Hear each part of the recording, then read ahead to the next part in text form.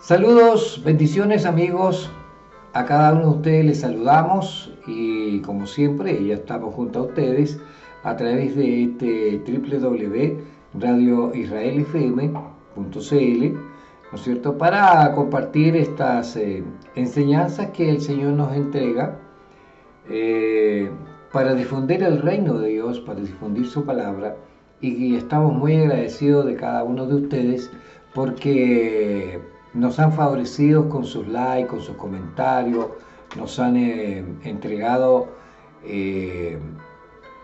su preferencia, ¿no es cierto? Así es que por esa razón estamos ampliamente satisfechos con lo que ustedes están haciendo.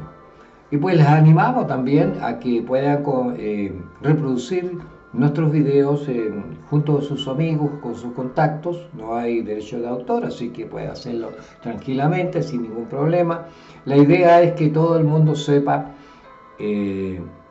las razones por las cuales Jesús tuvo uno que otro actuar, ¿verdad?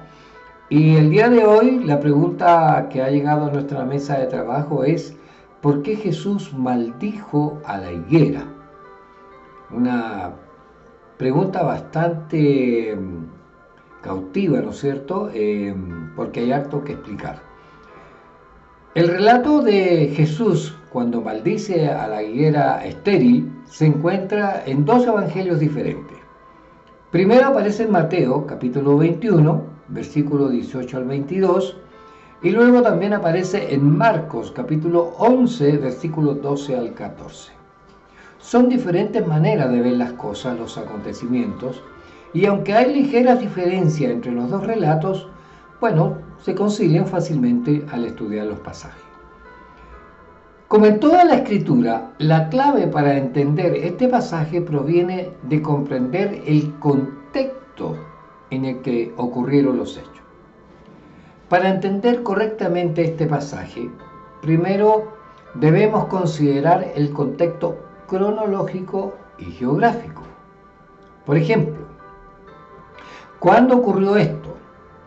¿Cuál es el contexto? ¿Dónde sucedió?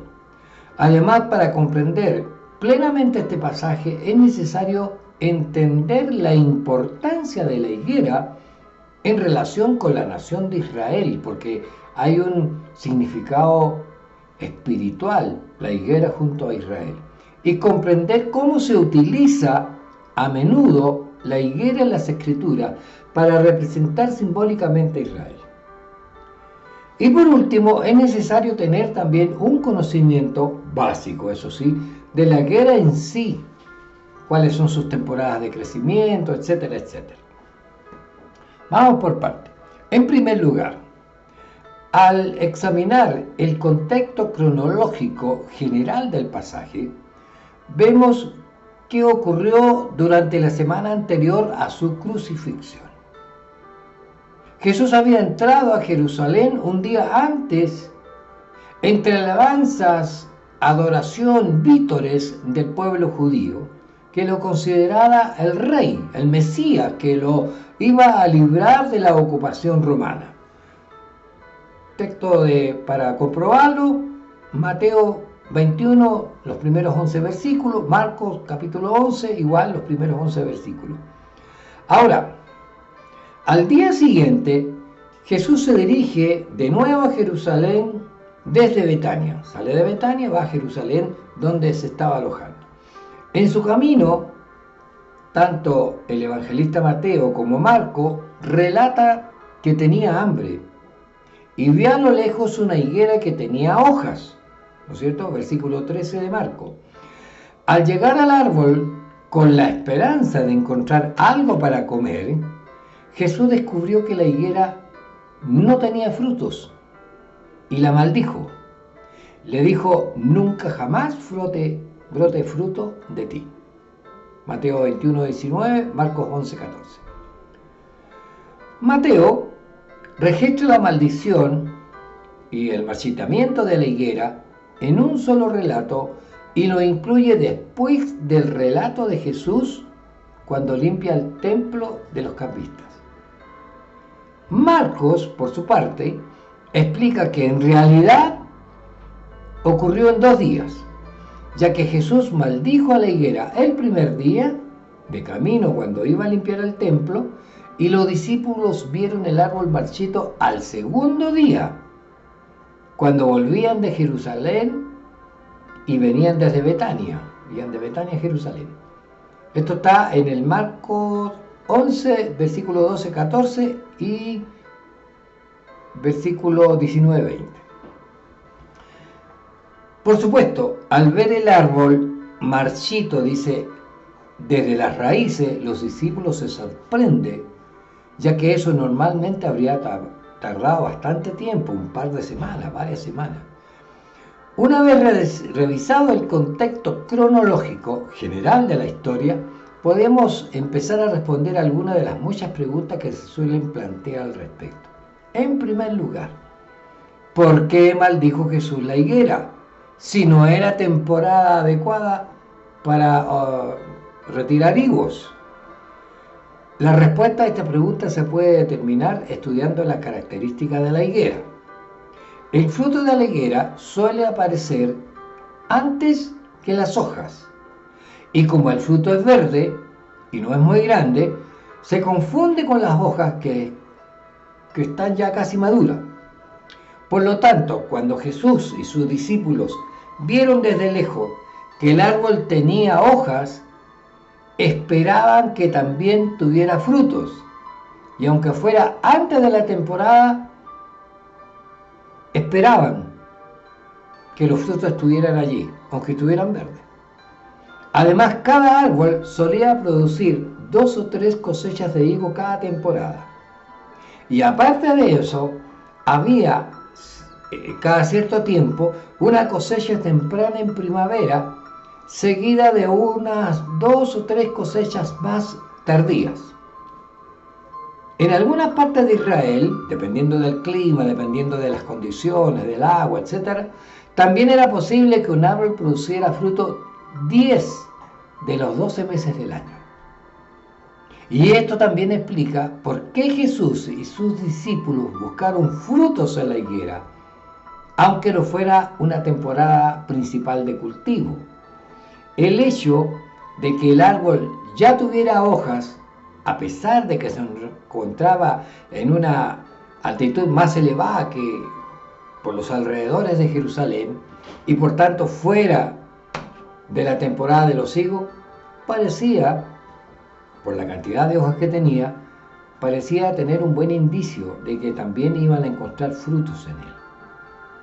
Ahora, en cuanto al significado de este pasaje y lo que en sí representa, la respuesta se encuentra de nuevo en el contexto cronológico y en la comprensión de cómo la higuera se utiliza a menudo simbólicamente para representar a Israel en las Escrituras. Es el trasfondo espiritual. En primer lugar, cronológicamente Jesús acababa de llegar a Jerusalén en medio de una gran fanfarria y en medio de grandes expectativas, pero luego procede a limpiar el templo y maldice a la higuera estéril. Estos hechos tienen una vital importancia en cuanto a la condición espiritual que estaba viviendo Israel. Cuando limpia Jesús el templo y comienza a criticar la adoración que allí se estaba llevando a cabo, Mateo 21:13 y Marcos 11:17, Jesús estaba denunciando efectivamente la adoración, o mejor dicho, estaba criticando o estaba entregando el enojo de Dios por parte de Israel. Al maldecir la higuera, estaba denunciando simbólicamente a Israel como nación y, en cierto sentido, incluso denunciando a cristianos o a hijos de Dios infructuosos, o sea, las personas que profesan ser cristianas, pero no tienen evidencia de una relación con Cristo. La presencia de una higuera fructífera se consideraba un símbolo de bendición y prosperidad para la nación de Israel. Del mismo modo, la ausencia o la muerte de una higuera simbolizaría el juicio y el rechazo de Dios hacia ese lugar. Simbólicamente, la higuera representaba la muerte espiritual de Israel que, aunque era muy religioso en apariencia, con todos los sacrificios, con toda la ceremonia, era espiritualmente estéril debido a sus pecados. Al limpiar el templo y a maldecir la higuera, haciendo que se marchitara y muriera, Jesús estaba anunciando su juicio venidero sobre Israel y demostrando su poder para llevarlo a cabo. También enseña el principio de que al profesar la religión y cumplir con las normas no es suficiente para garantizar la salvación, a menos que haya frutos de salvación genuina evidenciados en la misma persona. Santiago, el apóstol Santiago, repetiría más tarde esta verdad cuando escribe en Santiago 2:26, la fe sin obras está muerta. La lección de la higuera es que debemos dar frutos espirituales, Gálatas 22, y no solo tener una apariencia de religiosidad. Dios juzga la falta de fruto y espera que aquellos que tienen una relación con Dios den mucho fruto. Juan 15:5. Espero que hayan quedado claro. La higuera fue maldita porque no tenía frutos y eso había un trasfondo espiritual en todo lo que hizo el Señor. Los leo en los comentarios, síganos para más. Estamos en TikTok como @RadioIsraelFM. También estamos en Facebook como Radio Israel FM Grupo. En YouTube estamos con mi nombre, Gunter Telle, @GunterTelle7262. Y si usted nos quiere escribir para algo más profundo, algo más particular, una opinión, en fin, escríbanos a nuestro correo que es tellesgunter@gmail.com. Nos juntamos en cualquier momento y en cualquier punto del planeta. Dios les bendiga. Chau, chau.